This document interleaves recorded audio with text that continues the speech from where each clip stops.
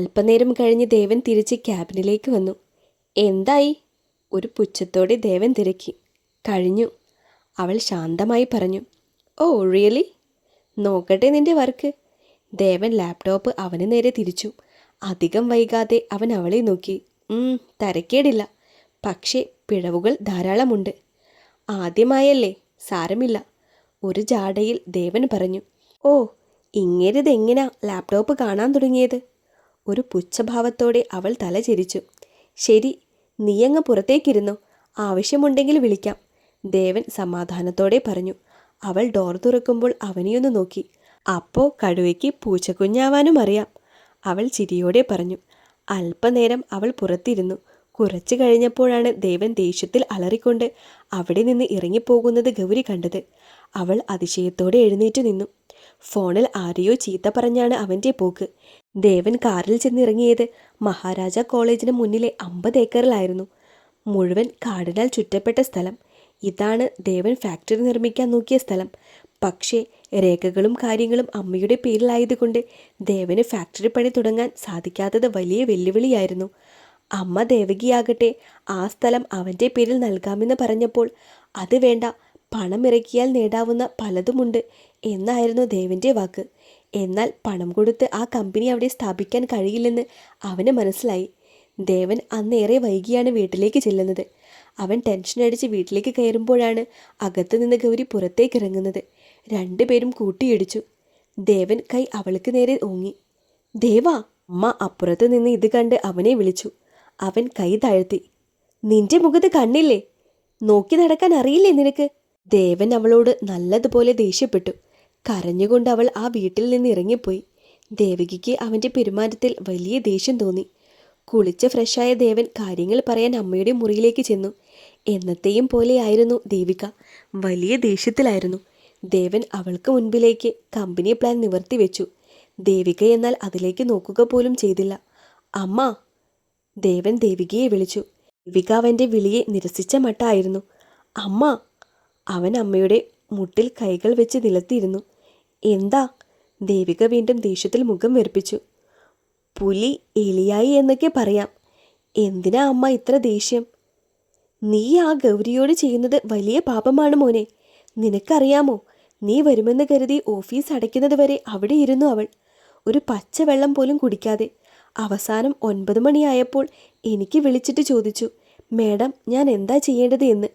At least നിനക്ക് അവളോട് പറയാമായിരുന്നു, നീ പൊക്കോളൂ എന്ന്.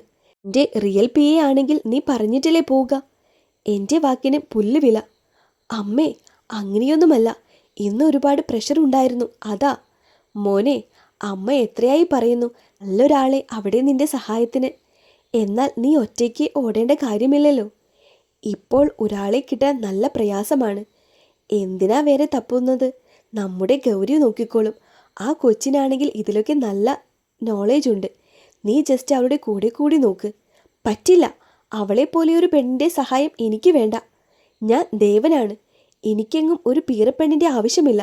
ഓക്കെ, നീ നിന്റെ തീരുമാനത്തിൽ ഉറച്ചല്ലേ? എന്താ നീ വന്ന കാര്യം എന്ന് പറ. ആ, നമ്മുടെ മഹാരാജാസ് കോളേജിൻ്റെ അടുത്തുള്ള സ്ഥലം എൻ്റെ പേരിലാക്കണം.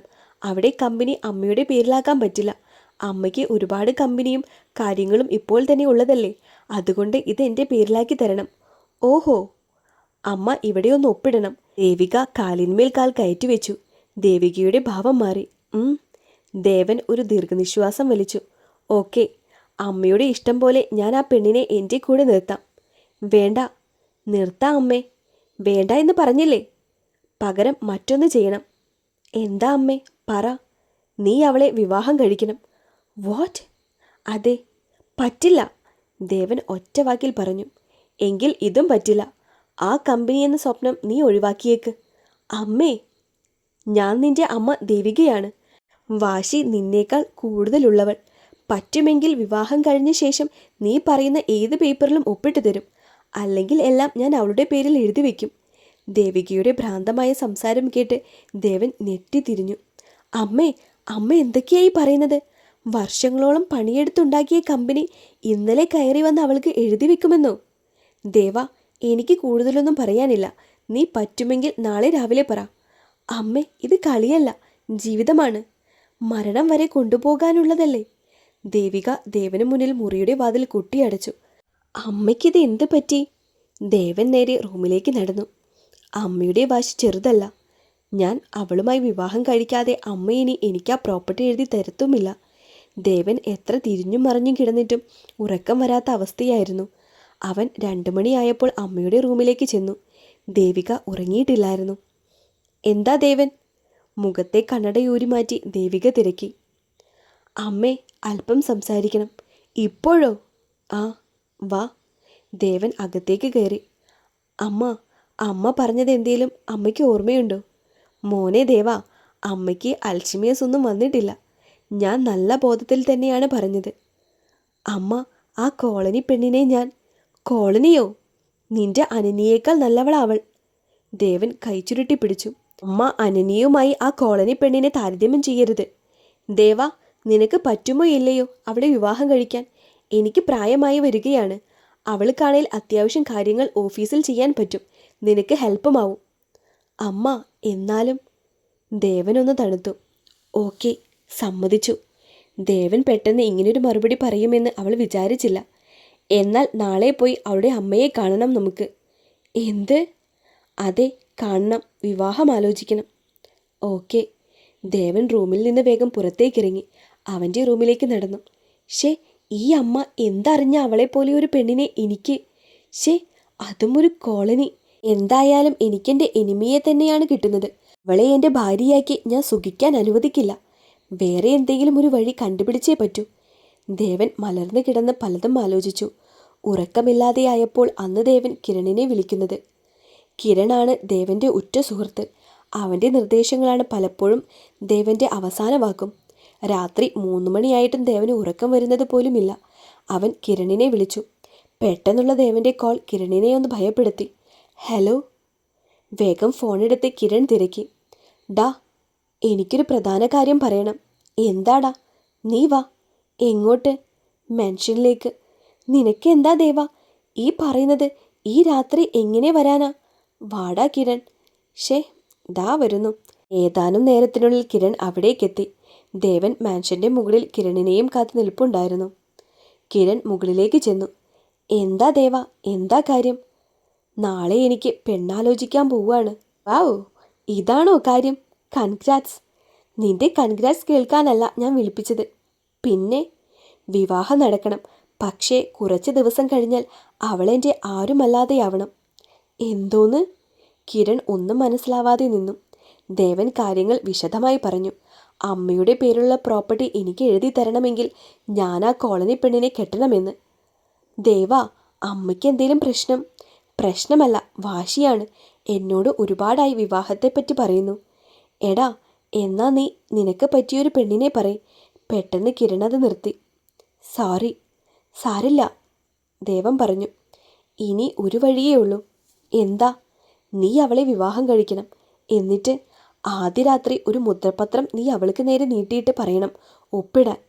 Just contract wife. ഓഹ്, നിന്റെ ബുദ്ധി. എന്നാ അതുപോലെ ചെയ്യ്. ഗൂഢാലോചനയ്ക്ക് വിരാമം എന്നതുപോലെ ദേവൻ കിരണിനെ പറഞ്ഞയച്ചു. ദേവൻ ഉള്ളിൽ ചിരിച്ചു. പിറ്റേന്ന് ദേവൻ നേരത്തെ തന്നെ ഒരുങ്ങി. ദേവൻ ദേവികയുടെ റൂമിൻ്റെ വാതിലിൽ തട്ടി. അമ്മ. ആ, ദാ വരുന്നു. ദേവിക കതക് തുറന്നു. ദേവൻ ഒരുങ്ങി നിൽക്കുന്നത് കണ്ട് ദേവിക അതിശയത്തോടെ നോക്കി. നീയപ്പോ അമ്മയുടെ വാക്കും കേൾക്കും. ദേവൻ്റെ കവളിൽ തട്ടി ദേവിക പറഞ്ഞു. ദേവൻ്റെ ആഡംബര കാർ നേരെ ഗൗരിയുടെ വീടിനെ ലക്ഷ്യം വെച്ച് ചെന്നു. മാൻഷനിലേക്ക് വരാനുള്ള ഒരുക്കം കഴിഞ്ഞ് കാറിന് വേണ്ടി വെയിറ്റ് ചെയ്ത് നിൽക്കുകയായിരുന്നു ഗൗരി. അപ്പോഴാണ് അപ്രതീക്ഷിതമായി ദേവൻ്റെ കാർ അവളുടെ കണ്ണിൽ പെട്ടത്. ഈശ്വരാ, ഇത് ആ കടുവയുടെ കാറല്ലേ? ഇതെന്താ ഇവിടെ? ആ കാറിൽ നിന്നും ദേവനും ദേവികയും പുറത്തേക്കിറങ്ങി. ദേവൻ ചുറ്റും നോക്കി. തനി കോളനി തന്നെ. അവൻ്റെ മനസ്സിൽ അവൻ മുറുപുറുത്തു. അവരെ കണ്ടതും ഗൗരി എഴുന്നേറ്റ് ദേവികയുടെ അടുത്തേക്ക് ചെന്നു. ആ ഗൗരി. മേഡം, എന്താ ഇവിടെ? തപ്പിത്തടഞ്ഞുകൊണ്ട് അവൾ തിരക്കി. ഞങ്ങൾ ഇവനൊരു പെണ്ണ് കാണാൻ വന്നതാ. ആ, ആണോ? എവിടെയാ കുട്ടിയുടെ വീട്? ഗൗരി തിരക്കി. ദാ ഇത് തന്നെ. എന്ത്? അവൾ അതിശയത്തോടെ ചോദിച്ചു. ആ, അതെ, മോള് വാ. ദേവിക അവളുടെ കയ്യും പിടിച്ച് വീട്ടിലേക്ക് കയറി. എന്നാൽ ദേവൻ അവിടെ നിന്നു. മോനെ ദേവാ വാ. ദേവൻ ചെറിയ അറപ്പോടെ അകത്തേക്ക് കയറി. അമ്മേ, ദേ ദേവിക മേഡം വന്നിരിക്കുന്നു. ആ ദേവികേ. നന്ദിനി വിളിച്ചുകൊണ്ട് അവിടെ അടുത്തേക്ക് വരുമ്പോഴാണ് ദേവനെ കണ്ടത്. ദേവിക, ഇതാണോ നിന്റെ മോന്? ആ അതെ, ദേവൻ. ദേവാ, ഇത് ഗൗരിയുടെ അമ്മ നന്ദിനി, എൻ്റെ കളിക്കൂട്ടുകാരിയാണ്. ദേവൻ ചെറിയൊരു ചിരി ചിരിച്ചു. എന്താ ദേവികെ ഈ വഴി? ദേ നന്ദിനി, വളച്ചുകെട്ടില്ലാതെ കാര്യം പറയാം. നന്ദിനിയുടെ മുഖഭാവം മാറി. എന്താ ദേവികെ? എൻ്റെ മോന് ഒരു പെണ്ണിനെ അന്വേഷിക്കുകയായിരുന്നു. അപ്പോഴാ മോളുടെ മാൻഷനിലേക്കുള്ള വരവ്. അപ്പോൾ തന്നെ എനിക്ക് മോളെ ഇഷ്ടമായി. ഇവളെ എൻ്റെ മകന് വേണ്ടി ആലോചിക്കാൻ വന്നതാ. നന്ദിനി ഒരു ഞെട്ടലോടെ അവളെ തന്നെ നോക്കി. ദേവിക, എൻ്റെ മോള്, അവൾക്ക് നിന്റെ മകനുമായുള്ള വിവാഹം സ്വപ്നം കാണാൻ കൂടിയുള്ള അവകാശമില്ല. അപ്പോൾ പിന്നെ അതൊന്നും നീ നോക്കണ്ട, നിനക്കും ഇവൾക്കും സമ്മതമാണേൽ. ഗൗരി ചെറിയ പേടിയോടെ ദേവനെ നോക്കി. മോളെ, നിനക്ക് സമ്മതമല്ലേ? മാഡം, പറ മോളെ. അവൾ ദേവനെ നോക്കി. ദേവൻ അവളെ തുറച്ചു നോക്കിയത് മാത്രമേ അവൾ കണ്ടുള്ളൂ. മാഡം, അത് പിന്നെ വേണ്ട. നന്ദിനി, നിന്റെ അഭിപ്രായം എന്താ? മകളുടെ ഇഷ്ടം. എൻ്റെ മകന് ഇഷ്ടമാണ്. ഈ കടുവയ്ക്കോ? ഗൗരി ദേവനെ നോക്കി മുറുമുറുത്തു. അധികം വൈകാതെ അവർ ഗൗരിയെയും കൂട്ടി ദേവമനുഷ്യനിലേക്ക് ചെന്നു. മോളെ ഗൗരി, നിന്റെ തീരുമാനം പറയ്, എന്നിട്ട് വേണം വിവാഹകാര്യങ്ങൾ തീരുമാനിക്കാൻ.